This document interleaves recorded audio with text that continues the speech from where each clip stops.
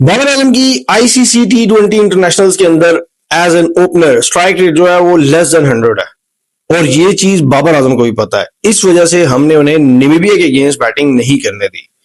ये कहना था हमारे चहीते कोच माइक हेजन साहब का। जी, माइक हेजन ने आज pre match Pakistan versus New Zealand जो सुपर 8 का मैच कल शाम को 8 प्रेमदासा में 6:30 बजे पाकिस्तानी टाइम के मुताबिक होने जा रहा है, उससे पहले जो प्री मैच प्रेस कॉन्फ्रेंस होती है उसमें उन्होंने इस राज से पर्दा उठा दिया कि हमने बाबर आजम को क्यों नामीबिया के अगेंस्ट बैटिंग नहीं करने दी। माइक हसन साहब ने कहा जी कि बाबर आजम को उसका रोल जो वो डिफाइंड है और उसे पता है कि मैंने क्या करना है, और जब हमने ये डिसीजन लिया तो शायद बाबर आजम वो पहला आदमी होता जो इस बात पे हमारी तायीद करता कि आपने ठीक किया मुझे ना भेज के, क्योंकि जो बाबर आजम का रोल है वो अगर 10 ओवर से पहले 4-2 आउट हो जाते हैं तो नंबर 4 में तब ये फिजिबिलिटी बनती है कि हम बाबर आजम को भेजें। लेकिन जैसे ही हम 11वें ओवर को क्रॉस करते हैं तो फिर हमें ऐसा बंदा चाहिए जो आते ही हिटिंग स्टार्ट करे और एक्सेलरेट कर सके, जिस वजह से बाबर आजम का वो रोल नहीं था और हमने बाबर आजम को इस वजह से बैटिंग नहीं करने दी। पाकिस्तान वर्सेस न्यूजीलैंड का प्रीव्यू भी करेंगे कल वाले मैच का और शॉर्ट एनालिसिस भी करेंगे, लेकिन उससे पहले ये जो दो स्टेटमेंट्स हैं आज माइक हेजन ने दी और कल परसों एक शादाब खान ने स्टेटमेंट दी थी पोस्ट मैच जो नामीबिया के अगेंस्ट हम मैच जीते थे उसके बाद। अभी तो भाई साहब आप कर लें जो दोनों ने करना है, या जो और इसके अलावा भी किसी ने आके कोई बात करनी है तो कर लो, जितने ब्लंडर्स करने हैं जितने भंड मारने हैं मार लो, लेकिन भाई वर्ल्ड कप जीत के आ जाना। ये माइक हिजन साहब को भी मशवरा है और शादाब खान को भी मशवरा है, वरना भाई साहब बहुत आपके साथ ऐसी हो जानी है कि फिर आप हाथ रख रख के रोएंगे। ठीक है, इस चीज के मैं बड़ा अगेंस्ट हूं, क्योंकि जो यूएसए के अंदर लास्ट 2024 का वर्ल्ड T20 हुआ था उसमें हारिस रऊफ के साथ और उनकी फैमिली के साथ लोगों ने बदतमीजी की थी। ठीक है, ये नहीं होनी चाहिए, लेकिन फिर आप इस तरह की स्टेटमेंट्स भी ना दें। आप जब खेलने गए में सर तो आपका काम है खेलना। देखें लोग यहाँ पे बैठे हुए हैं, मीडिया के ऊपर भी लोग बात करेंगे, एक्स क्रिकेटर्स ही तो बात करेंगे। ठीक है, जो आप कह रहे हैं ना एक्स क्रिकेटर्स ने खुद क्या अचीव किया हुआ है, इंडिया के अगेंस्ट हम नहीं जीते, इंडिया के अगेंस्ट जो राइवलरी है हमारी वो पाकिस्तान के अभी भी नंबर्स हायर हैं उन्हीं की वजह से। और आप पिछले 10 सालों से भाई साहब एक आईसीसी इवेंट नहीं जितवा सके पाकिस्तान को। ठीक है, उन्होंने 2-3 जितवाए में हैं, 2 तो जितवाए में कम से कम, तो वो बैठ के बात कर सकते हैं और उनका काम है बातें करना। सर आपका काम है परफॉर्म करना, और अभी माशाल्लाह से आप जो 3 मैच जीत के बड़े चौड़े हो रहे हैं ना, एक भी जो है वो टेस्ट प्लेइंग नेशन के अगेंस्ट आप मैच इस वर्ल्ड T20 के अंदर नहीं जीते। सर इंडिया आया था आपके सामने, बड़ी बुरी तरह एक्सपोज करके गया आपके, और कल जो टीम आ रही है ना न्यूजीलैंड की, ये वो वाली टीम नहीं है जिसको हमने जो है वर्ल्ड T20 के अंदर 5 मैचेस हराए हुए और 2 हम उनसे हारे हुए। ठीक है, तो ये तो हम प्रीव्यू में जब बात करेंगे ना तो आंखें हमारी खुल के जो है वो ऐसे हो जाएंगी कि यार ये कौन सी टीम आ रही है हमारे साथ। तो पाकिस्तान वर्सेस न्यूजीलैंड प्रीव्यू के अंदर आ जाते हैं और बड़े जो है वो होश रुबा इंकशाफात करने जा रहा हूं मैं। न्यूजीलैंड को हम हमेशा से कहते थे 1992 के वर्ल्ड ओडीआई वर्ल्ड कप में भी हमने न्यूजीलैंड को सेमीफाइनल में हराया था, 99 के वर्ल्ड कप में भी हमने हराया था, वो तो खुद मैंने देखा हुआ था। उसके अलावा 2009 का जो वर्ल्ड T20 हम जीते थे उसमें भी सेमीफाइनल में न्यूजीलैंड, उसमें भी सेमीफाइनल में नहीं, एक मैच लीग मैच में पाकिस्तान ने उनको बड़े आराम से हरा दिया था, मतलब लेस देन 100 पे आउट कर लिया था। लास्ट जो हमारा सामना हुआ था वर्ल्ड T20 के अंदर 2022 के सेमीफाइनल में हुआ था, जब फिन एलन को पहले ही ओवर के अंदर शाहीन अफरीदी ने आउट कर दिया था और मेरे ख्याल से 150 या इतना ही बनाया था न्यूजीलैंड ने। लेकिन अभी जो न्यूजीलैंड है ना सर, वो वाली तो है ही नहीं, और इसमें कुछ हम रिकॉर्ड्स की बात करेंगे जो हमारे अगेंस्ट हुए हैं तो हमें पता चलेगा कि भाई क्या हमारे खिलाफ आ रहा है।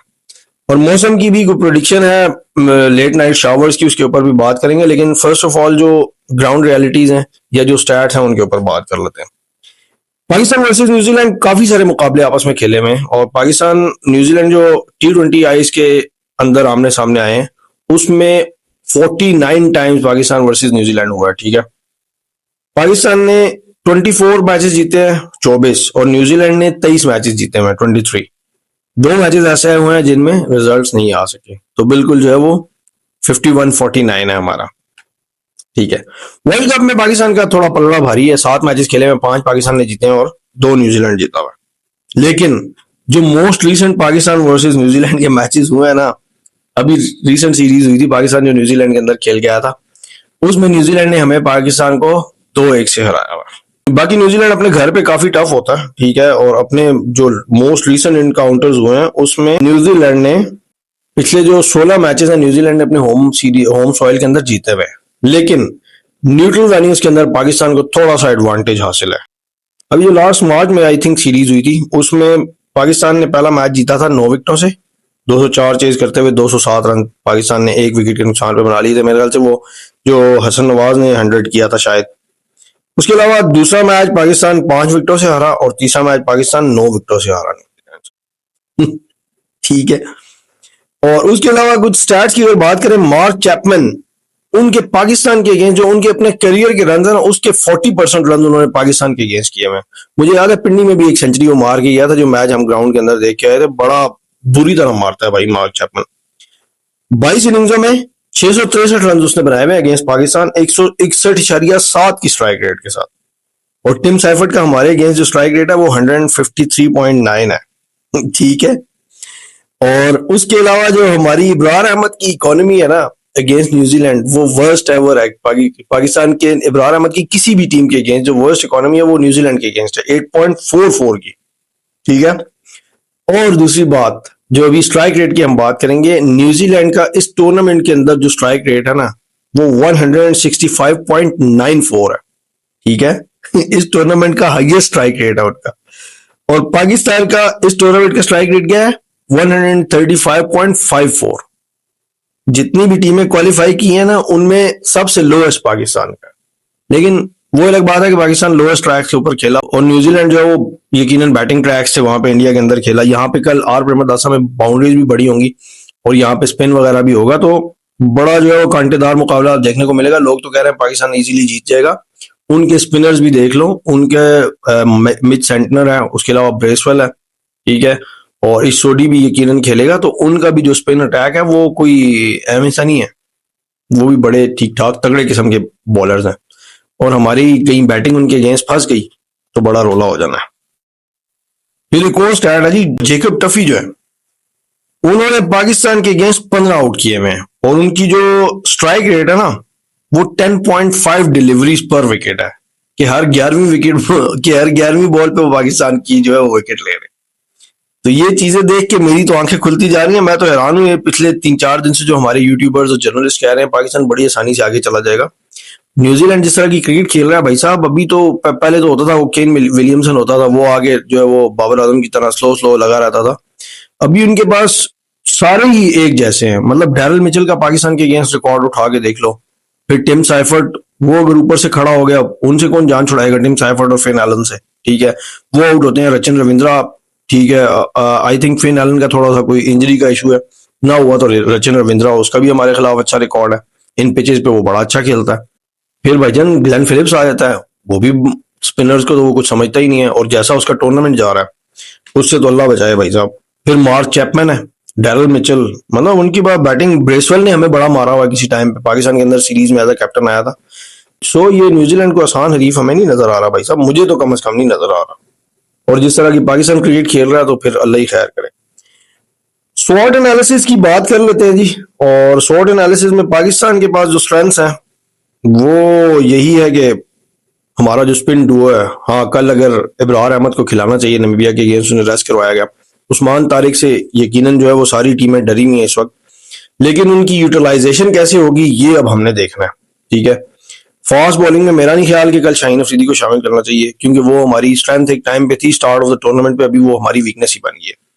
तो वही सलमान मिर्जा के साथ ही जाना चाहिए। मेरे ख्याल से एक बॉलर नसीम शाह को फास्ट बॉलिंग में हमें जरूर ऐड करना चाहिए। हमारी वीकनेस में बाबर आजम जो है वो उनका रोल जो है वो अभी तक वीकनेस में ही आ रहा है कि वो अभी जैसे उस दिन उन्हें बिठा दिया गया तो अगर कल उन्हें खिलाते भी है तो जाहिर है वो उनका कॉन्फिडेंस तो शेक होगा ही होगा वो। और मिडिल ऑर्डर की हमारी वीकनेस अभी तक, जहां पे भी इन्हें लंबा खेलना पड़ जाता है हमारे मिडिल ऑर्डर को तो बड़ा बुरी तरह एक्सपोज हो रहा है। इंडिया के अगेंस्ट हमने मैच में देखा, इवन नेदरलैंड्स ने भी हमें ट्रबल किया था। तो मिडिल ऑर्डर का बड़ा रोल है। फिर स्ट्रेंथ एक और है, साहिबजादा फरहान ऊपर से अगर परफॉर्म कर जाए, सैम अयूब भी उस तरह से परफॉर्म नहीं कर पा रहा भाई, वो भी अभी वीकनेस है। और वीकनेस एक और ये है कि डेथ बॉलिंग हमारी, अगर उस्मान तारिक के अलावा कोई और आता है जैसे शाहीन अफरीदी उस दिन इंडिया के अगेंस्ट मैच में आया था 18-19 रन खा गया, तो हमारे अंदर मुझे तो यहाँ पे स्ट्रेंथ की बजाय वीकनेसेस हमारी ज्यादा लग रही है। ठीक है।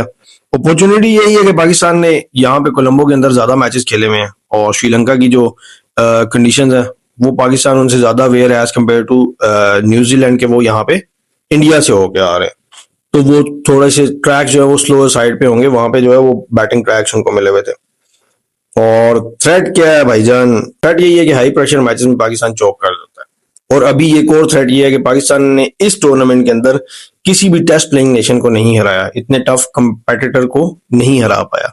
तो कल न्यूजीलैंड के अगेंस्ट क्या करता है पाकिस्तान, ये भी एक बहुत बड़ा सवाल है। न्यूजीलैंड की स्ट्रेंथ के ऊपर आ जाते हैं भाई साहब। तो न्यूजीलैंड की स्ट्रेंथ में हमें ऑलराउंडर ज्यादा नजर आ रहे हैं, जिसमें सेंटनर भी है, ब्रेसवेल है, फिलिप्स है, रविंद्रा, और इसके अलावा वो 5 स्पिन ऑप्शंस भी खिला सकते हैं और 2 एक जो है वो फास्ट बॉलिंग ऑप्शन भी खिला सकते हैं। मतलब वो बॉलिंग अपनी पूरी कर सकते हैं क्योंकि उनके पास ज्यादातर जो है वो ऑलराउंडर है। ब्रेसवेल भी बड़ा अच्छा खेलता है, फिलिप्स 4 ओवर पूरे करवा लेता है, मिचेल सेंटनर ने तो करवाने ही है, और वो बैटिंग भी कर लेता है। ठीक है। वीकनेसेस में उनके कुछ पेसर्स वगैरह कुछ यहाँ पे आगे इंजर्ड हो गए, जैसे एडम मिलन वगैरह, वो एक वीकनेस है। और टॉप ऑर्डर की जो है वो अगर फिन एलन हटता है तो उसके अलावा कॉनवे या रचिन रविंद्रा तो वो उस तरह से एक्सप्रेस हिटिंग नहीं कर सकते जिस तरह फिन एलन और टिम साइफर्ट इकट्ठे आगे करते हैं। अपॉर्चुनिटी यही है उनके पास के आईसीसी टूर्नामेंट्स के अंदर न्यूजीलैंड एक बड़ा अच्छा हरीफ साबित होता है, बड़ा टफ कंपटीशन दे सकता है। ठीक है। और अभी तक वो इस टूर्नामेंट के अंदर भी बड़ी जबरदस्त क्रिकेट खेलते हुए आए हैं, स्ट्राइक रेट्स वगैरह हर चीज के हिसाब से। थ्रेट उस्मान तारिक, और उस्मान तारिक काफी सारी टीमों के अंदर थ्रेट तो बना रहा और हमने थ्रू आउट द टूर्नामेंट देखा कि उस्मान तारिक से टीमें डरती नहीं है, लेकिन हमने जिस तरह उनको डराना था ना उस तरह पाकिस्तान उन्हें डरा नहीं पाया सर। अब ये स्वॉट तो हमने देख लिया, अब हमने अपनी जो अपने गिरबान में झांकना है, जो आगे स्टेटमेंट्स वगैरह दे रहे हैं उसमें हमने देखना है कि ड्यूरिंग द मैच हमें कोई ऐसे डिसीजंस ना लेने पड़े, हार्श डिसीजंस, जैसे नामीबिया वाले मैच के जो बाबर आजम को नहीं भेजा गया तो अभी तक हम लोग हमें यही कह रहे हैं कि यार क्यों नहीं भेजा गया। उस्मान खान का जो रोल है एज अ बैटर, क्योंकि वो स्पिनर्स के अगेंस्ट तो अच्छा खेलता है, लेकिन अगर उन्होंने फास्ट बॉलर्स लगा दिए तो क्या करेंगे। तो फिर यही है कि ज्यादातर जो ऑलराउंडर्स हमारे हम खिला रहे हैं, नवाज भी नीचे से परफॉर्म नहीं कर रहा, उस दिन शादाब ने तो चलो नामीबिया के अगेंस्ट स्कोर कर दिया और फिर आगे बातें भी बड़ी की हैं। तो अब देखना यह है कि इंडिया के अगेंस्ट जब आए थे तो सारी चौक हो गए थे, अब देखना यह है कि न्यूजीलैंड के अगेंस्ट अगर बारी करनी पड़ जाती है तो फिर कैसी करते हैं। ठीक है। अव्वल तो हम यही सोच रहे हैं कि यार साहिबजादा फरहान से के बैट से रन आ रहे थे, मतलब अब वो रोज तो रन नहीं करेगा। इस वक्त जो पाकिस्तान की तरफ से टूर्नामेंट का हाईएस्ट रन गेटर है, वो 220 रन उसने बनाए हुए, लेकिन हो सकता है वो इस मैच में परफॉर्म ना भी करे। अब ये है कि सैम अयूब ने आगे परफॉर्म करना है। सलमान अली आगा का भी वर्ल्ड T20 को बहुत अच्छा नहीं किया, तो उसने भी स्कोर्स नहीं किए। तो भाई साहब कल वाले मैच में, क्योंकि 3 मैचेस हैं, 3 में से 2 तो हमने मस्ट विन गेम्स है ना, 2 तो जीतनी ही जीतनी है। और हमारे कंपेटिटर्स में श्रीलंका आएगा, श्रीलंका अपनी कंडीशंस पे खेल रहा होगा, इवन दो कि उन्हें जिम्बाब्वे ने परसों वाले मैच में बड़ा बुरी तरह कल के मैच में हराया, लेकिन जिम्बाब्वे जिस तरह की क्रिकेट खेल रहा था उनके जो माइंड सेट है बड़े क्लियर है, हमारे अभी तक रोल डिफाइंड नहीं हुए। तो जिम्बाब्वे और हम में बड़ा फर्क होने वाला है। फिर आएगी इंग्लैंड। इंग्लैंड शायद निस्बतन आसान हो न्यूजीलैंड से, लेकिन जो अभी हमारे लिए सबसे पहली हर्डल है ना वो न्यूजीलैंड है। और कल वाला मैच हमारे जो है वो आगे तक के सफर को, आगे तक की हमारी जो सिमत है वो उसको काफी हद तक उसका तयन कर देगा कि क्या हमने सेमीफाइनल्स खेलने की तरफ जाना है या नहीं जाना। क्योंकि इस दफा भी क्या पहला मैच हार के फिर वो कॉर्नर टाइगर्स वाला रोल प्ले करना है हमने, या हम इजीली जो है वो सेमीफाइनल्स के लिए थ्रू हो सकते हैं। अब हमने ये डिसाइड करना है कि हमने कुत्ते से तेज भागना है या सबसे तेज भागना है। तो कल वाले मैच में ये चीजें हो जाएंगी डिफाइन। बाकी एक कुछ चीजें जो क्लियर होनी चाहिए कल। अब अगर उस दिन इंडिया वाले मैच में हम देख रहे थे सलमान अली आगा ने अच्छे ओवर्स करवाए तो उसने पूरे क्यों नहीं करवाए। ठीक है। इसी तरह अगर बीच में शादाब खान को उस दिन तो लेके आ गए, कल वाले मैच में अगर शादाब खान को लेके आ गए और उसको मार पड़ेगी तो फिर तो आपका जो वेपन है उस्मान तारिक, उसको आपने हर वक्त जो है वो तैयार रखना है, उनके सर के ऊपर मुसल्लत रखना है, बीच में ओवर्स करवाते रहने हैं उसको। इब्रार अहमद की इकोनॉमी जो है अगेंस्ट न्यूजीलैंड वो वर्स्ट एवर है किसी भी ओपोनेंट के अगेंस्ट। तो इब्रार अहमद को कल वाले मैच में देखना है कि अब खिलाना है, यानी खेलेगा तो सही, वो खेलना भी चाहिए लेकिन कल उसे परफॉर्म भी करना चाहिए उस्मान तारिक। और उसके अलावा अब मैं तो ये चाहता हूं कि एक ऑलराउंडर को हटा के, या नीचे से सलमान मिर्जा को तो नहीं बिठा सकते, लेकिन किसी एक बंदे को हटा के आपको एक प्रॉपर पूरा फास्ट बॉलर भी खिलाना चाहिए। नसीम शाह को मेरे ख्याल से लेके गए तो उनको चांस भी देना चाहिए। और बाकी बाबर से या जिस भी बंदे को कल खिलाना है उसको ये कहना कि भाई साहब आउट ऑफ योर स्किन जाके खेलोगे। यहाँ पे वो वाला सीन तो है ही नहीं कि 150 करके हम बड़े खुश हो रहे होंगे कि चलो यार बॉलिंग आ गई हमारी, बचा लेगी हमें।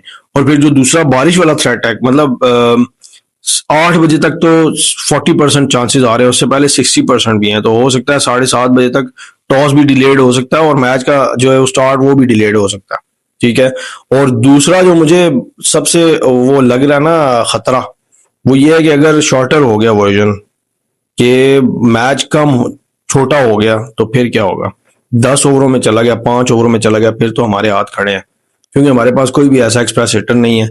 इवन साहिबजादा फरहान या सैम अयूब ये भी है, ये भी शुरू में हम लोग तो बात नहीं करते ना कि इन्होंने जो है वो इंटेंट शुरू किया हुआ, लेकिन ये वो वाला इंटेंट है ही नहीं है। मतलब एक ओवर में साहिबजादा फरहान को भी मैंने देखा कि यार मारने पे आएगा तो इकट्ठे मार देगा, रोकने पे आएगा तो 2-2 ओवर बाउंड्री ही नहीं करेगा। तो ये वाला इंटेंट तो बाबर भी कर सकता था। तो ये वाले रोल्स जो है वो बड़े डिफाइन होने हैं कि भाई अगर हमने 20 ओवर करना है तो फिर 4-5 ओवर इकट्ठे ऊपर नीचे करो भी ना, कर सकते हो तुम। ठीक है। सैम अयूब उनकी फॉर्म बड़ा क्वेश्चन मार्क है, सलमान अलियागा की अपनी फॉर्म, और एज अ कैप्टन उनकी फॉर्म जो है वो कल वाला मैच हम देख लेंगे कि वो क्या चाहते हैं और हम आगे वर्ल्ड कप में किस हद तक आगे जा सकते हैं। Let's hope for the best. कल इंशाल्लाह उम्मीद है कि लाइव में भी हम आके बैठेंगे, तो देखते हैं कल पाकिस्तान क्या गोल खिलाता है।